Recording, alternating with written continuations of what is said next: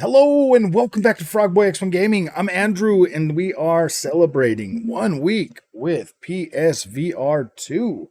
So if you like this content, don't forget to like and subscribe. I just wanted to kind of update everything on how I'm feeling after my first week with PSVR 2 because let's face it, man, we all go through like the honeymoon phase with our new products. We start to, we get into them. We're playing those things. We're seeing this stuff for the first time. It's blowing us away.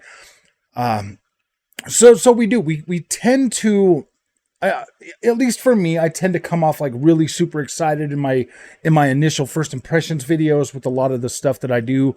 And first of all, I want you to know that I 99% of the time only buy products that I want to use or that I feel comfortable, talking about. And if you go back and you watch some of like my older stuff, like the PC gaming and PC stuff, and I was pretty standoffish about it, when it came to like PC or whatever, but PlayStation VR 2 and PlayStation 5 and Xbox and all of that stuff, I feel pretty comfortable. I've been playing with that stuff for over, what is it? What's it been since, like 37 years now. It's been a long time since the first time I ever picked up a controller. And so consoles are kind of my like those are, that's like my comfort zone. PC is a little bit out of my comfort zone. Sim racing is a little bit, I'm teetering on the edge of comfort zone with that. I'm starting to get better. I'm starting to really understand what I like. So I want to draw you to some to my attention. Like, as you can see, the Camus Direct Drive is back in its home, back where it deserves to be. I did, man. I hooked up I bought this $120 thing so that I could use my sim rig to play Gran Turismo 7 in VR. And after about half a day with that thing, man, and just having no freaking force feedback or anything like that, getting on there, reading some of the forums, about Gran Turismo's just lackluster, Gran Turismo 7's lackluster force feedback and stuff. I just decided, I was like, you know what, man, I'm not going to sit here and beat my head against the wheel. So what I have opted to do instead, because it is a much better feeling experience, is I take my DualSense Edge on that and I just set it into the motion control. And I just put it on my wheel and I just sit there and push the buttons, and it feels just as good as it does to have that to have that Thrustmaster TX hooked up. So like I'm not really missing anything else. I'm not getting the force feedback either way, but at least I get rumble strips now. So that's pretty much the way I decided to go with that until I can figure out a way to either get the Camus working on consoles or upgrade my whole racing setup, because I think it's worth it. That's what I'm saying. I'm saying Gran Turismo 7 in VR is worth upgrading my whole thing if I have to, so that I can play it on my PS5, so I can play it on my Xbox. But I have to find something that's going to work for all three of them, because I can't do the swapping out. I'm not going to do that. It just takes too much time. It's too annoying. I just want something that works with all of them. And I believe that Fanatec has that. I believe the Fanatec has that option, so I can buy the PlayStation base. It'll work with PlayStation and PC, and then I buy the Xbox Rim, and then I should be good to go with all three of them. So that's pretty much what I'm looking at when it comes to that. I know I pulled you in here to talk about VR, but this is part of it. This is the reason I spent $550 for the headset, is for Gran Turismo 7. Everything else is literally a bonus, in my opinion. Now, after a full freaking week of having VR and playing it every single day, I'm blown away. Now, that Call of the Mountain game, I know a lot of people are talking about it being a tech demo, and 99.9% of the time I'd be right there with you, because that's pretty much Sony's forte.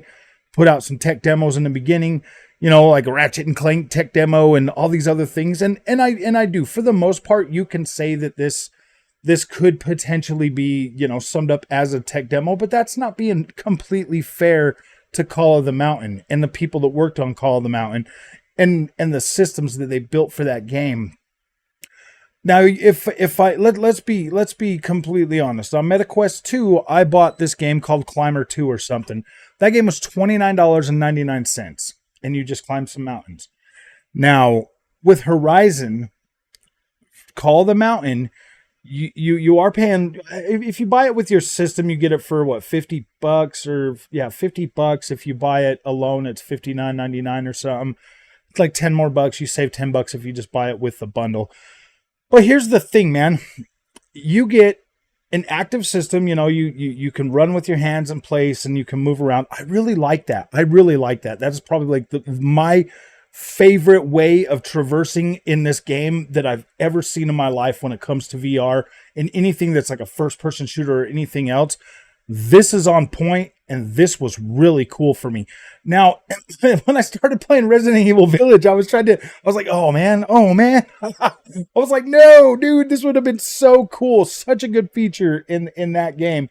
But then again, in Resident Evil Village, you kind of need a little bit quicker movement, and I do like the movement system, but for some reason, the snapping around and stuff in that game after an extended period of time, like a couple hours, I start to get a little bit sick. So I'm like, ooh, man, maybe that's not the way for me to play that. So I don't know. I had the same problem with Resident Evil 4 on the MetaQuest 2. That's why I quit playing it. I was just starting to get like nauseous after a little while of playing it. So I was just like, oh man, I don't know if I like that.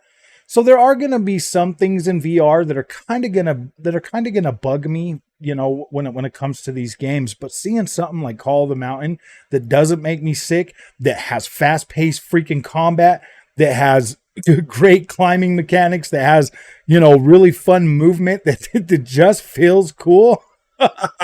I'm sold on that game. It's cool. If that's a tech demo, that's the coolest freaking tech demo I've ever played in my life. That game blew me away. That game blew me away more than Gran Turismo 7 did. Now, Gran Turismo 7 on VR is simply incredible. Simply incredible. You might have your little issues with like the visuals, and I've told you like in other videos. To me, when I'm sitting in the car, when I'm in that Ferrari GT Vision car or whatever, and I'm sitting there and everything, the dashboard, the steering wheel, everything looks 4K. It looks crisp, it looks sharp, and it looks detailed.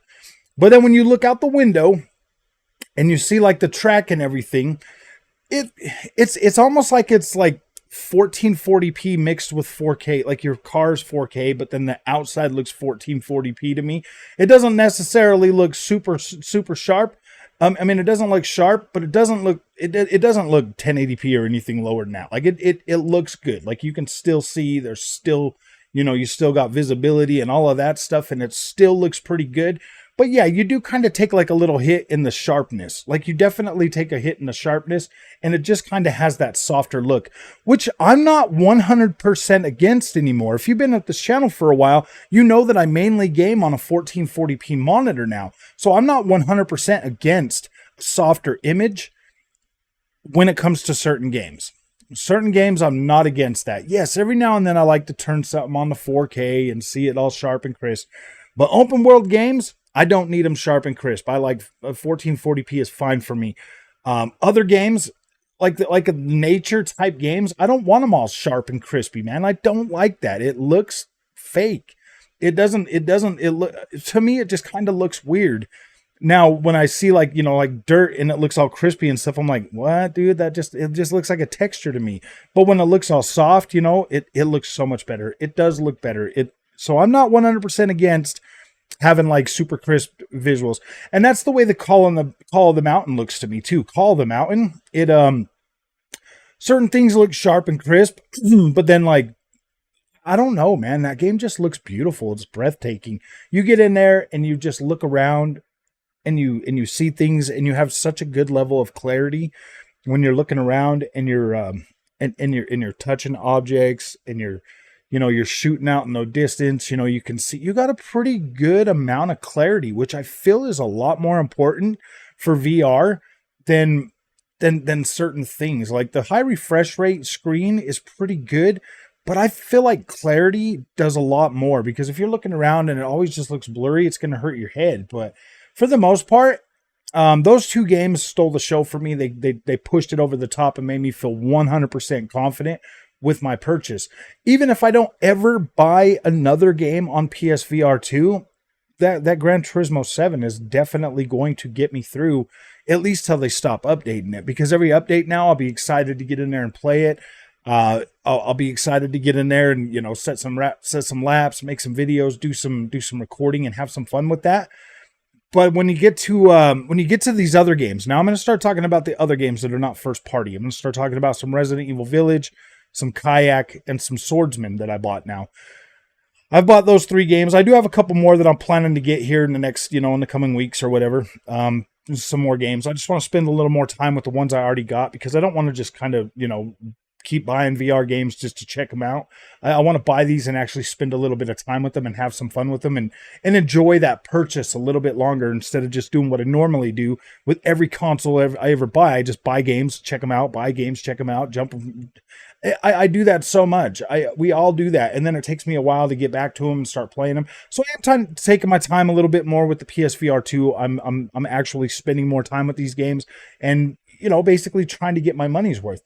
So when it comes to Resident Evil Village, now I've already bought and beat Resident Evil Village on the Xbox. I have it on the PC. Now I have it on PlayStation 5 as well. So I have 3 copies of Resident Evil Village. Resident Evil Village is one of my favorite Resident Evil games, like, literally ever made. Like, I love this game. I thought it was great. I love the supernatural effect that they brought to it with, like, werewolves and vampires and stuff. That was cool. I was like, whoa, that blew me away. I was really happy with that. And it helped the story. Like, it kind of helped evolve, you know, what Resident Evil could and potentially continue to grow and to be. So I was like, yeah, that's pretty cool. But I want to talk about the VR sets, the VR part of it for a minute. Like, I don't like the arms. I'm going to say that right now. I don't like having floppy arms that just float everywhere. I don't like that. When you're in game and you're actually playing, it's not too bad. But when you're doing a cutscene or something like that and your arms are just flopping all over the place, I don't like that. I want them to just give me the hands. I like the hands better. I like to just be able to look down and see the hands. I don't really need to see arms, just the hands. That tricks my brain. That makes me feel good in there. I like that. But I kind of understand the utility of it, because you got the knife on your arm so that you can pull that out. And, you know, I kind of understand the utility of why they have the arms, but I just don't like it. I don't like it. Everything else, visual wise, it's a very good sorry guys. It's a very good representation of what Resident Evil Village 8 looked like on a 2D screen. And so I'm like, wow, this is actually really nice looking. It is cut back. It is cut back a little bit, but when you're in there and you're playing it and you're looking at stuff, you're just like, wow. Especially if you've already played it and beat it and stuff, especially in indoor areas, it looks really, really good inside. When you get outside into like the snow and all of that stuff, when you're first going through the village with the wolves and stuff, man, it looked good. Don't get me wrong, like, it looked good, but it also looked like, oh man, like I think I like the indoor environments just a little bit better, but it's not bad. When you're walking, you're looking at textures, stuff like that. It doesn't look too bad. Like you're in the game and you're playing around, and it looks good. The HDR support across those 3 games that I've already mentioned is literally incredible. It looks so good. I'm like, wow, this is great. To have HDR in your headset on an OLED panel, wow. When you hear a lot of people, you know, other people doing their reviews and talking about, like, the inky blacks and stuff, yeah, it looks pretty dang good. It looks good. If you think I'm, like, overselling this thing, maybe a little bit. There are some things that you could potentially be like, I don't know about that, but I mean, this is the 2nd gen headset for PlayStation, man. The first one was pretty good. I was pretty, like, happy. This one feels like a big enough jump from PSVR 1 to PSVR 2 that I'm like, wow, this is cool. This, to me, it kind of feels like going from like a PlayStation 3 to a PlayStation 5. Like, that's the jump that I'm receiving with those particular games, with those 3 games. Now you might be thinking, like, wow, really? Is it that big? And yeah, it is. The way that having HDR in there, being able to, have that higher refresh on some of these games, having, different types of movement and stuff. all of it just kind of comes together to really prove that, like, yeah, man, PlayStation really thought this out. I was surprised. I'm not even gonna lie, man. Like, I was surprised that this blew me away as much as it has. I haven't. I mean, I bought it myself. There's no reason for me to say. If you've watched this channel for long enough, you know that I don't go out of my way to praise PlayStation easily. You know I don't go out of my way to praise PlayStation easily, but this right here works for me. It works for me. Is it going to work for you? Oh man, VR is an interesting bag, my friends. Very interesting. Some people are going to get in there and get the motion sickness and stuff. I started on one of them little Samsung things that I could stick my phone in, and like the motion sickness and that was just like, oh gosh, almost never picked up VR again. But I was like, man, I want to try it. You know, I'm a PlayStation fan. I want to try it. I want to support their thing. So I bought their headset. Their headset gave me that first headset. I didn't get sick on a whole lot of games, so I was like, all right, this is cool.